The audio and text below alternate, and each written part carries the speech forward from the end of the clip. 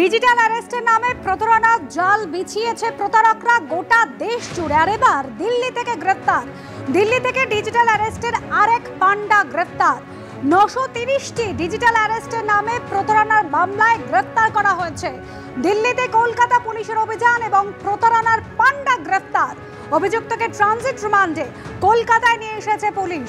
নগদ প্রায় 2 লক্ষ টাকা, বিদেশি মুদ্রা এবং ল্যাপটপ সহ জালে এই প্রতারক।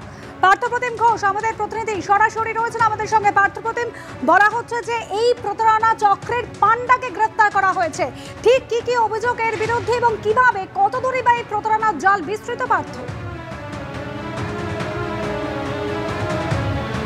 দেখো, যোগেশ দুয়া নামে এক অভিযুক্ত গ্রেপ্তার করা হয়েছে এবং তার নামে ইতিমধ্যে কিন্তু অ্যারেস্ট ওয়ারেন্টও ইস্যু হয়েছিল এবং তাকে আজকে কিছুক্ষণ আগে ব্যাংশাল আদালতে প্রডিউস করেছে সাইবার থানার তদন্তকারীরা।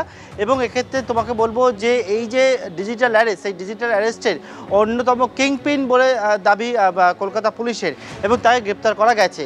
এবং একটা যে মামলা, সেই মামলা শুধুমাত্র নয়, এরকম একের পর এক যে অভিযোগ, সেই অভিযোগ কলকাতা পুলিশের কাছে ইতিমধ্যে যেমন জমা হচ্ছে, রাজ্য জায়গায় জমা হচ্ছে, দেশ জুড়ে এরকম অভিযোগ আসছে ডিজিটাল অ্যারেস্ট।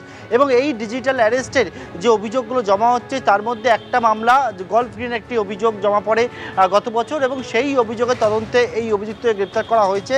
এক মহিলার কাছ থেকে 47 লক্ষ টাকা ডিজিটাল অ্যারেস্টের নামে প্রতারণা করা হয়েছিল এবং সেই ঘটনায় একের পর এক গ্রেপ্তারও হয়েছে কলকাতা পুলিশের কাছে। এবং চিরাগ কাপুর নামে একজনকে এবছর একেবারে শুরুর দিকে গ্রেপ্তার করেছে লালবাজারের গোয়েন্দারা, যিনি হচ্ছেন এই যে ডিজিটাল অ্যারেস্টের যে অন্যতম কি অপারেটর হিসেবে পুলিশের দাবি।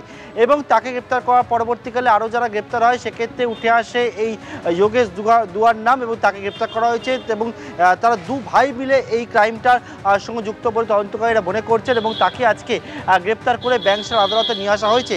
শুধুমাত্র এই যোগেশ দুয়া বা তার দাদা এই ক্রাইমের সঙ্গে যুক্ত তেমনটা কিন্তু একেবারেই নয়। তদন্তকারীরা যারা মনে করছেন এবং যেটা উঠে এসছে, দেশ জুড়ে এরকম হাজারে হাজারে কোটি কোটি লোক, কিন্তু হাজার হাজার মানুষ তারা এই অপরাধের সঙ্গে যুক্ত হয়ে গেছে এবং যে টাকা, সেই টাকার লেনদেন একেবারে কোটি কোটি টাকার যে প্রতারণা, সেই কোটি কোটি অ্যাকাউন্টে এইরকমভাবে লেনদেন হচ্ছে। সুতরাং এর গোড়া অবধি পৌঁছানো কার্যত অনেকটাই চিন্তার ভাঁজ ফেলেছে তদন্তকারীদের কাছে এবং অভিযুক্তকে আজকে কাস্টাডিতে নিয়ে আরও কারা কারা রয়েছে সেটাই জানার চেষ্টা করবেন তদন্তকারী আধিকারিকরা। একেবারে পার্থপ্রতিম, তুমি আমাদের সঙ্গে থাকো। এই মুহূর্তে সাইবার বিশেষজ্ঞ অভিষেক মিত্র রয়েছেন আমাদের সঙ্গে সরাসরি। অভিষেক, বলা হচ্ছে যে এই প্রতারণা চক্রের পান্ডাকে গ্রেপ্তার করা হলো, কিন্তু সব মিলিয়ে যে 930টা মামলা রয়েছে, দেখা যাচ্ছে প্রতারকরা প্রত্যেক দিন নতুন নতুন পন্থায় মানুষকে বোকা বানাচ্ছেন। এই যে এত প্রতারকরা সারা দেশ জুড়ে প্রতারণার জাল বিস্তার করছে, কিভাবে রোখা সম্ভব? সাধারণ মানুষ কিভাবে সাবধান হবেন? হবে যে এইভাবে কিন্তু অনেক রকম আরো প্রতারণা আসতে পারে। আমাদের মাথায় একটা জিনিস ক্লিয়ার রাখতে হবে যে কোনোভাবে ডিজিটাল অ্যারেস্ট বলে কিছু হয় না। যদি কেউ আপনাকে অ্যাপ্রোচ করছে থ্রু হোয়াটসঅ্যাপ, কল করছে এবং সেখানে তারা ড্রেস আপ করে আছে অ্যাজ এ পুলিশ, আপনার অ্যাজ এ নর্মাল সিটিজেন আপনার কাছে রাইটস আছে জানার যে আপনার নামে কেস কি আছে এবং আপনার কাছে রিটেন ডকুমেন্ট আপনার পোস্টাল অ্যাড্রেসে না আসছে, তাহলে এইরকম ভয় পাওয়ার কোনো জিনিস নেই। আপনি হোয়াটসঅ্যাপ কল অ্যাকসেপ্ট করবেন। আরেকটা খুব ইম্পর্টেন্ট জিনিস, এখানে আরো সোশ্যাল ইঞ্জিনিয়ারিং করে নিয়ে এই প্রতারকরা আরো ভালো করে ফাইন্ড আউট করছে যে যাদেরকে টার্গেট করছে তারা কি সোশ্যাল মিডিয়াতে শেয়ার করছে। তো আপনাদেরকে এটা মাথায় রাখতে হবে, পার্সোনাল ডেটা বা কোথায় যাচ্ছেন সেগুলো পাবলিক ফিগার হন, আপনি জানেন আপনার সার্কেল যেটা আছে সেখানে কতটা কি শেয়ার করা উচিত, সেগুলো ভেবে চিন্তে শেয়ার। কারণ এই জায়গা থেকে কিন্তু টার্গেট করা হয়। টার্গেট যেটা হয় সেটা হচ্ছে যারা সিনিয়র সিটিজেন, তাদের কাছে আরো বেশি টার্গেটটা আসবে। একেবারে অভিষেক, বিভিন্ন জায়গায় আমরা দেখেছি সারা দেশ জুড়ে কিন্তু এই ডিজিটাল অ্যারেস্টের নামে সাধারণ মানুষ তারা প্রতারণার শিকার হয়েছিলেন। আর এবার দিল্লি থেকে গ্রেফতার করা হলো একেবারে ডিজিটাল অ্যারেস্টের আরেক পান্ডাকে। ইতিমধ্যে ব্যাংশাল কোর্টে তাকে পেশ করা হয়েছে।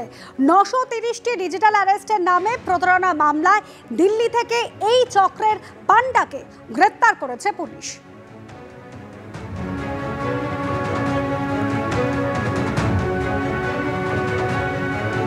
অভিষেক মিত্র সাইবার বিশেষজ্ঞ রয়েছেন আমাদের সঙ্গে। অভিষেক, আপনি যেটা বলছিলেন যে সাধারণ মানুষকে সাবধান হতে হবে এবং এই ডিজিটাল অ্যারেস্ট বলে কিছু হয় না, তাহলে ঠিক কোন জায়গায় এই প্রতারকরা তারা ঘামাচ্ছে? সাধারণ মানুষকে সতর্কবার্তা দেওয়া হচ্ছে কিন্তু তা সত্ত্বেও এই প্রতারণা চক্র তো থামছে না।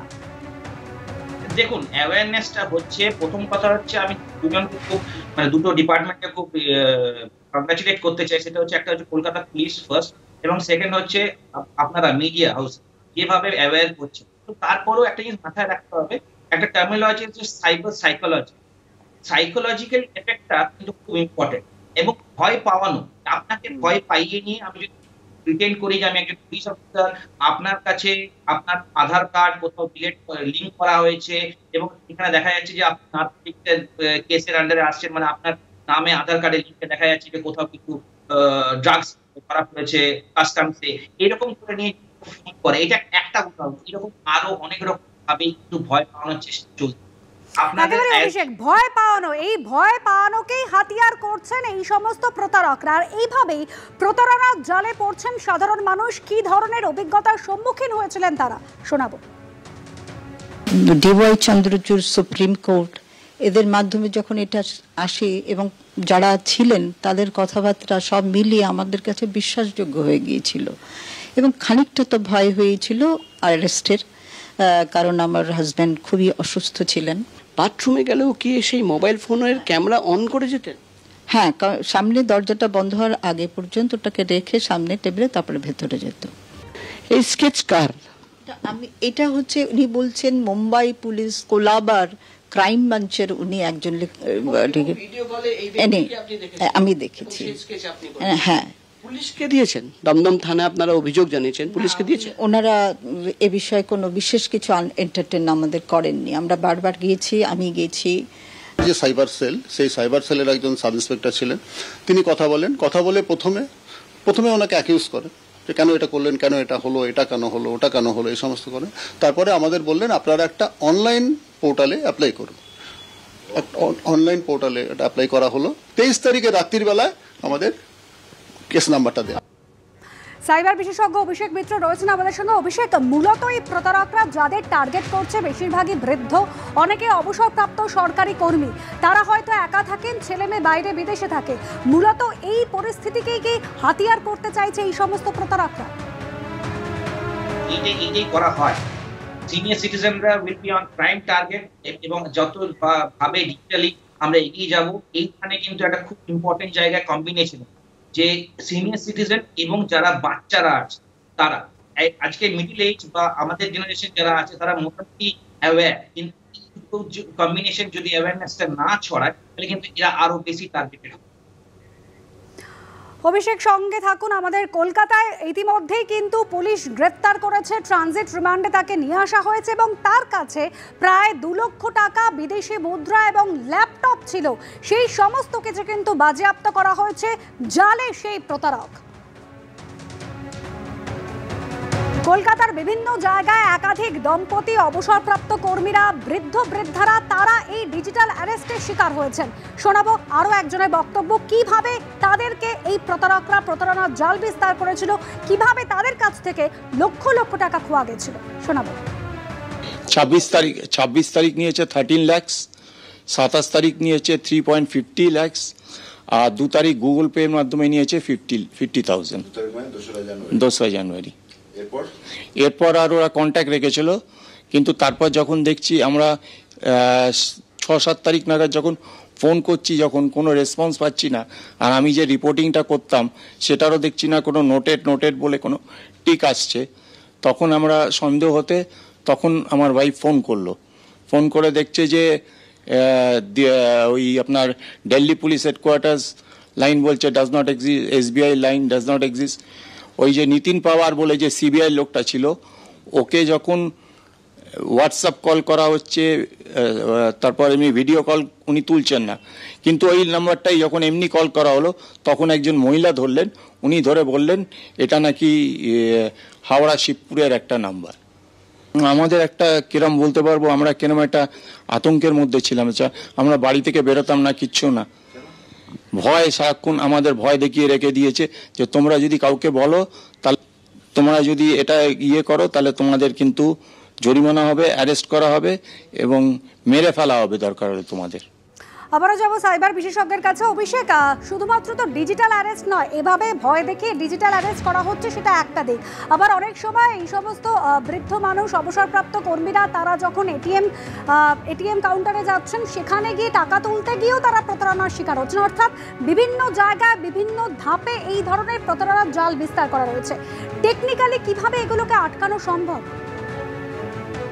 দেখুন, প্রথম কথা হচ্ছে, যদি আপনি এটিএম এর ব্যাপারটা বলেন, এটিএম এর ওখানে কিন্তু স্কিমার্স লাগানো থাকে।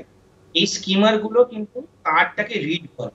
তো আমরা যেখানে যখনই যাচ্ছি, যেখানে ট্রানজাকশন করতে, সেখানে দেখুন যে ম্যান গার্ড আছে কিনা। সব জায়গায় পসিবল হয় না ম্যান গার্ড রাখা from the bank authorities, but এইটা আমাদেরকে দেখতে হবে যে ওখানে আপনি সিম্পল একটা অ্যাক্টিভিটি, আপনি নিজের মোবাইলে ব্লুটুথটা অন করবেন। ব্লুটুথটা যদি অন করেন, সার্চ করেন ফর ডিভাইসেস, সেখানে দেখবেন যে যদি আরবিট্রারি নাম্বার এরকম দেখা যাচ্ছে 0111 বা XYZ এবং কারোর নাম নয় এটা, বা কোনো মোবাইল নেম নয় বা কোনো ইন্ডিভিজুয়াল নেম নয়, তাহলে কিন্তু এখানে স্কিমার থাকতে পারে। স্কিমার থাকলে একটা ব্লুটুথ সিগন্যাল এমিট হয়। এইটা একটা চান্সেস টেকনিক্যালি স্যাভি হলে, বা আমি করতে পারি না, আমরা কারো সিনিয়র সিটিজেনরা একটা জিনিস করতে পারি, রাইট? তো এইটা আমাদেরকে প্রক্সিমিটি একটা চেক করা হয় যে কোন এরিয়াগুলোতে ক্রাইমগুলো হয়। আমরা দেখুন যে জায়গায় বিজি বা যেখানে হসপিটাল আছে তার সামনে এটিএম আছে, যেখানে বসে এমার্জেন্সিতে ট্রানজাকশন করতে যাচ্ছে, বা বাজার আছে, এই জায়গাগুলোতে খুব ইম্পর্টেন্ট যে ম্যান গার্ড থাকে। অভিষেক, সঙ্গে থাকুন। শুধুমাত্র যে কলকাতা নয়, গোটা রাজ্যের কিন্তু বিভিন্ন জায়গায় ডিজিটাল অ্যারেস্টের শিকার হচ্ছেন মানুষ, এবং তারা প্রত্যেক দিন লক্ষ লক্ষ টাকা খোয়াচ্ছেন। গড়িয়াহাট, বাগুইআটি, কল্যাণী, কোচবিহার, নিউ টাউন, একাধিক জায়গায় একাধিক মানুষ এভাবেই ডিজিটাল অ্যারেস্টের শিকার হয়েছেন এবং তারা প্রতারণার শিকার হয়েছেন। আর তারপর এই নিয়ে মোট 930টি ডিজিটাল অ্যারেস্টের প্রতারণার মামলা পর্যন্ত দায়ের করা হয়েছিল। সেই মামলায় দিল্লি থেকে ডিজিটাল অ্যারেস্টের এক পান্ডাকে গ্রেফতার করেছে পুলিশ।